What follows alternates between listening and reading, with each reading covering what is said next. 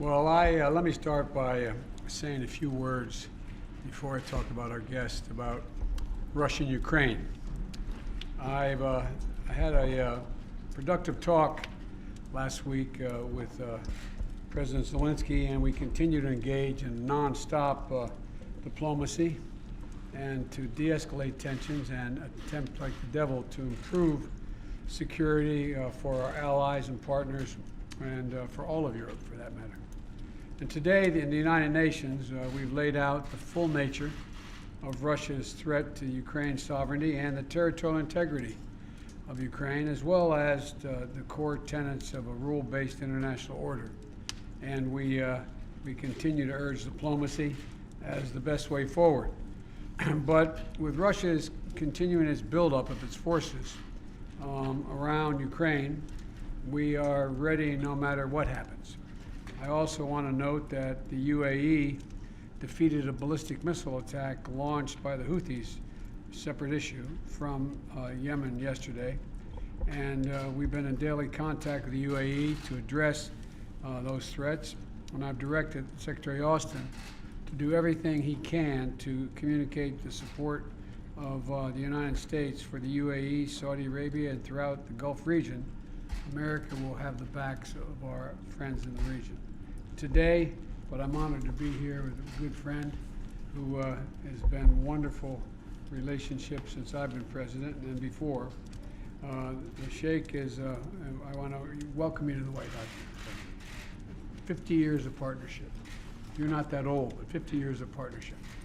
And this past year, our partnership with Qatar has been central to many of our most vital interests.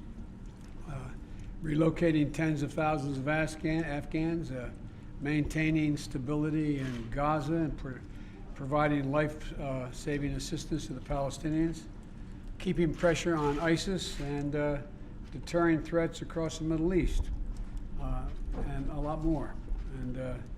And the Emir and I have a lot on our agenda today, and we want to talk about the security in the Gulf and the broader Middle East, ensuring the stability of global energy supplies, continuing our work together to support the people of Afghanistan, and strengthening commercial and investment cooperation between our two countries.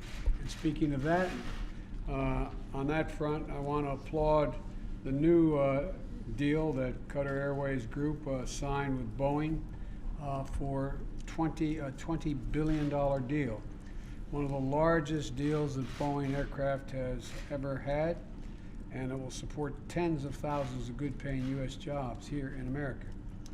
Qatar is a good friend and reliable and capable partner, and I'm notifying Congress that I will designate Qatar as a major non-NATO ally to reflect the importance of our relationship. I think it's long overdue. And I want to thank you again, Your Highness, for being here and for making this trip. For you, your commitment to our friendship and between our nations, and I'm looking forward to our discussion today.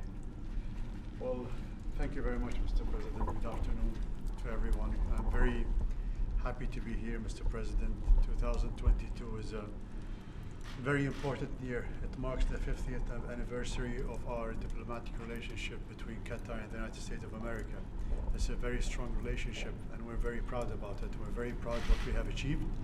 Of course, this afternoon I'm going to be talking with the President about different topics, mainly about the security of our region. I think we demonstrated that how solid and how strong we can work together and cooperate on what we did in Afghanistan. We're very proud that we managed to evacuate tens of thousands of people of Afghanistan. Of course, we have other issues as well that we're going to talk about, the equal rights of the Palestinian people and other issues in the region. So, we're very happy and proud of this great relationship, and we're going to continue working together to find ways and means to bring peace in our region. So thank you very much for seeing me today, Mr. President, and as you mentioned, that we'll be talking about several topics. Welcome. Thank you, sir. Welcome. Thank you guys. Thank you guys.